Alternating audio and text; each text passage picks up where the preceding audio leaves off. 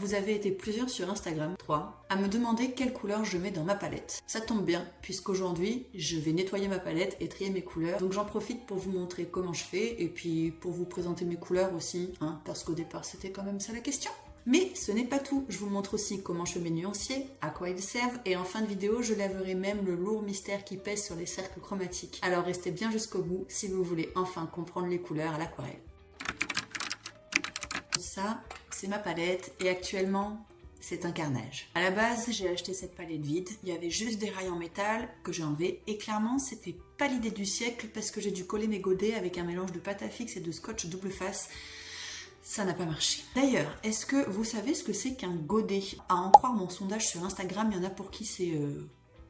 Eh bien, un godet, c'est le petit récipient dans lequel on va mettre notre aquarelle. Il en existe de 2 tailles, et moi, j'ai les tout petits, c'est-à-dire les demi-godets. Alors, on peut en acheter des déjà tout remplis, mais perso, j'achète mon aquarelle en tube, je remplis mes godets, et ensuite, je laisse sécher ma peinture 1 ou 2 jours. Sur les tubes de peinture à l'aquarelle, on retrouve les mêmes infos que sur les godets, le numéro de couleur, la couvrance de la couleur et le nom du pigment. Mais je ne vais pas m'étendre là-dessus aujourd'hui. Si vous voulez en savoir plus en général sur les sites du fabricant, ils expliquent tout en détail. Ça y est, ma palette est toute propre, je peux enfin y ranger mes godets. Je m'en débarrasse de 2 au passage parce que j'utilise plus trop en ce moment. Bref, pour ranger ses godets, il n'y a pas de règle, chacun fait vraiment comme il veut et comme il le sent. Il y a tellement de façons de faire en suivant le cercle chromatique, donc rouge, violet, bleu, vert, jaune, ou alors les couleurs chaudes d'un côté, les couleurs froides de l'autre, ou bien les foncés versus les clairs, ou alors encore complètement au feeling. Perso, je suis un petit mix entre couleurs qui suivent le cercle chromatique et couleurs chaudes froides. Voilà, j'ai remis les rails en place pour bien caler les godets, et après un petit test,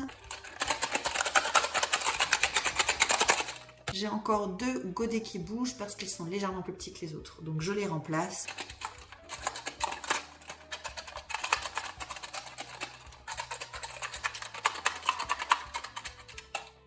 Et voilà, plus rien ne bouge. C'est bon, mes aquarelles sont triées et rangées dans leur palette, je peux enfin faire mon nuancier.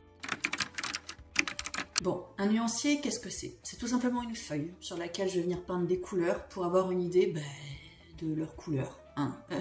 Sauf que ça, c'est le nuancier de base, et que moi j'ai une légère addiction avec les nuanciers et que j'aime beaucoup trop la couleur pour m'arrêter juste là. Donc non seulement je peins avec chaque couleur pure, jusque là ça va, mais ensuite je la mélange également avec chacune des couleurs de ma palette, ce qui me donne un outil de fou sur lequel je peux m'appuyer quand je recherche une teinte qui n'est pas déjà disponible dans ma palette. Du coup j'ai une bibliothèque de teintes en fait, une colothèque. À chaque carnet, je fais un nuancier. Dès que je change de palette, je fais un nuancier. Et à force, je connais mes couleurs sur le bout des doigts et je trouve les teintes que je recherche de plus en plus facilement. Alors, comment qu'on fait? Tout d'abord, je vais faire un tableau et écrire le nom de chaque couleur dans la première colonne et reporter les mêmes noms dans le même ordre sur la première ligne. En face de chaque couleur, je vais peindre la section avec la couleur correspondante. Par exemple, ici, j'ai du terre de sienne brûlée et ici, du jaune citron. Et bien, dans la case correspondante aux 2 couleurs, j'aurai un mélange entre le terre de sienne brûlée et le jaune citron.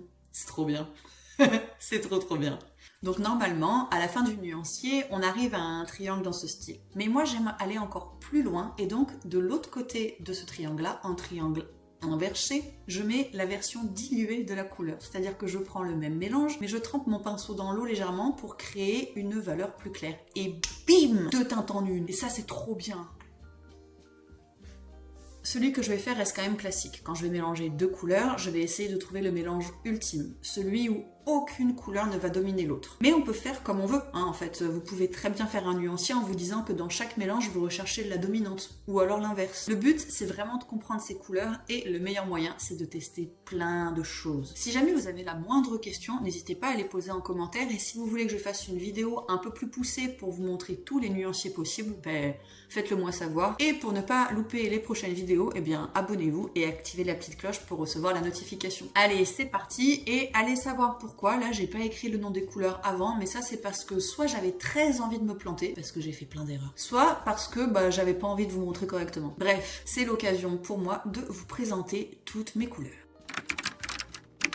Je commence avec le lac Garance foncé. J'adore cette couleur. C'est un peu mon chouchou. En vrai, j'aime absolument toutes les couleurs que j'ai dans ma palette. Mais c'est vrai que le lac Garance foncé, je l'utilise beaucoup avec les bleus pour créer une atmosphère un peu orageuse dans mes ciels. Et c'est aussi ma couleur ultime quand je fais des tuiles de maison. Quand je fais des tuiles de maison. Quand je fais des tuiles de maison, oui, enfin je sais pas, peut y avoir des tuiles. Si, des tuiles aux amandes. Bref, quand je fais des tuiles. Et regardez, quand il est mélangé avec de l'ocre jaune, c'est juste incre. Et lorsque je le mélange avec du vert, j'obtiens une teinte parfaite pour un sable mouillé ou alors de la terre. Bref, cette couleur permet d'obtenir des mélanges super intéressants et très minérales que j'adore. Ensuite, il y a le rouge Kidra machin chose, là j'arrive pas du tout à le prononcer, mais ne vous inquiétez pas, j'ai mis toutes mes couleurs correctement écrites dans la description. Alors lui, je l'utilise très peu à vrai dire, je n'ai jamais rempli son godet, alors que même s'il a l'air vide, sachez que ça doit faire au moins 5 ans ou plus que je peins avec. Mais un rouge, ça peut toujours servir et c'est une teinte qu'on ne peut pas vraiment avoir avec un mélange, donc c'est pour ça qu'il est là. Ensuite, on a le jaune citron. Lui non plus, à vrai dire, je ne l'utilise pas souvent, mais c'est top d'avoir une couleur super claire. Elle va venir illuminer toutes les couleurs avec lesquelles je la mélange et j'aime trop. Ça permet d'ajouter des valeurs à sa peinture en fait. Regardez, j'ai pris une photo de mon nuancier et je l'ai mis en noir et blanc. On remarque bien que les gris qui correspondent au jaune sont beaucoup plus clairs.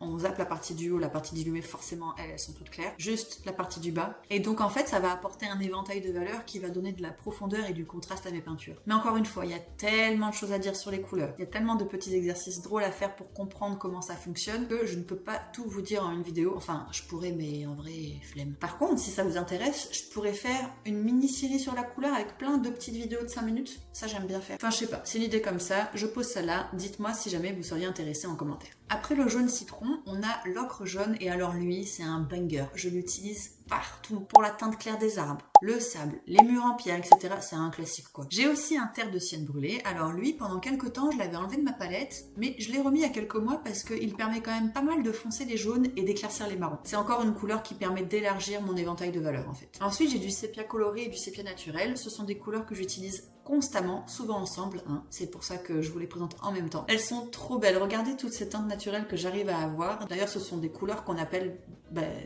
naturelles à la base. La couleur qui suit, c'est un vert anglais clair, mais je vais la regrouper avec le vert de vessie et le vert de sapin parce que je les utilise tout le temps ensemble. Parce que je fais toujours une première couche avec le vert clair, puis j'ajoute les sombres avec le vert de vessie et je contraste le tout avec du vert sapin. Franchement, c'est un combo que j'adore. Un autre combo de folie, c'est le bleu primaire et le bleu outre-mer. J'utilise toujours ces deux bleus pour mes ciels quand c'est un ciel ensoleillé. J'aime trop. Bref, ces deux bleus, je ne m'en sépare jamais. Et un nouveau bleu les a rejoints il n'y a pas si longtemps, le bleu indigo. Alors lui, il est incroyable. Je l'utilise beaucoup pour les ombres lorsque le sépia naturel ne convient pas et vraiment il est impeccable. Et enfin nous avons le gris de pagne. Eh bien sachez que lui j'ai hésité à l'enlever de ma palette parce que je l'utilise de moins en moins. Mais je le garde quand même parce que si jamais j'ai besoin d'avoir des noirs intenses mélangés avec du sépia naturel, il est parfait. Bien voilà, mon nuancier est terminé, j'ai fait plein de petites erreurs mais en même temps j'ai fait les choses dans le désordre donc je n'ai que ce que je mérite Alors si on regarde mon magnifique nuancier, on sait en un coup d'œil quelle couleur j'obtiens si je mélange du vert clair avec de l'ocre jaune. Mais on a pu mélanger que 2 couleurs entre elles. Et si j'ai envie de mélanger 3 couleurs? Bon, à l'aquarelle, je mélange rarement 3 couleurs ensemble parce que je trouve que ça ternit pas mal la couleur. Mais parfois, c'est idéal d'avoir des couleurs ternies. Donc comment on fait? Eh bien, on fait des cercles chromatiques. Bon, les cercles chromatiques, rapidement, Kezako, c'est un cercle, jusque-là ça va, dans lequel on va venir peindre nos 3 couleurs primaires, le jaune, le magenta et le cyan. Entre chaque couleur primaire, on va y peindre leur mélange 3 fois. Donc entre le jaune et le bleu, on va y trouver le mélange du vert, mais un vert avec très peu de jaune à côté du bleu et un vert avec très peu de bleu à côté du jaune. On apprend donc qu'avec du jaune et du bleu, on fait du vert, qu'avec du jaune et du rouge, on fait du orange et qu'avec du bleu et du rouge, on fait du violet. Ce cercle, il est super pratique puisque en face de chaque couleur, on va y retrouver sa complémentaire. Qu'est-ce qu'une complémentaire? On est d'accord, il y a 3 couleurs primaires. Dans du orange, par exemple, il n'y en a que 2. Il manque laquelle? La bleue. Donc, le bleu est la couleur complémentaire du orange, puisqu'ensemble, on y retrouve les 3 couleurs primaires. Et c'est trop cool parce que ce sont des couleurs qui vibrent énormément lorsqu'elles sont côte à côte. Ça, c'est la base de la base, c'est la théorie la plus classique. Et une fois qu'on a compris ça, eh bien, on peut le décliner à l'infini. Pourquoi? Si je mélange mon ocre jaune avec mon bleu outre-mer, normalement, je dois avoir du vert, mais pas là. Et si je mélange mon ocre avec mon lac Garance, j'ai un orange, mais un orange super terne. Mais alors, lorsque je mélange ces 3 couleurs, qu'est-ce que j'obtiens? C'est pour ça que j'adore faire des cercles chromatiques avec des bleus, des jaunes et des rouges non primaires. Une fois que j'ai rempli mon cercle classique, je viens mélanger les couleurs complémentaires en gardant une dominante. Mais là encore, on fait vraiment comme on veut quoi. Je vous invite vraiment à tester des nuanciers, des cercles chromatiques, que c'est vraiment comme ça que vous allez comprendre comment ça fonctionne. Et au bout d'un moment, en un coup d'œil, vous allez connaître les valeurs de vos couleurs, vous allez savoir quelle couleur mélanger pour obtenir telle ou telle teinte et ça va devenir un super pouvoir. Et ben moi j'ai tout fini, il ne me reste plus qu'à construire mon prochain carnet pour glisser cette petite carte dedans et c'est parti pour de nouvelles aventures. En attendant, j'espère vraiment que cette vidéo vous a plu et que vous avez appris quelque chose malgré mon grand manque de pédagogie. Et si c'est le cas, eh bien mettez un like, ça fait toujours plaisir. Allez, ciao!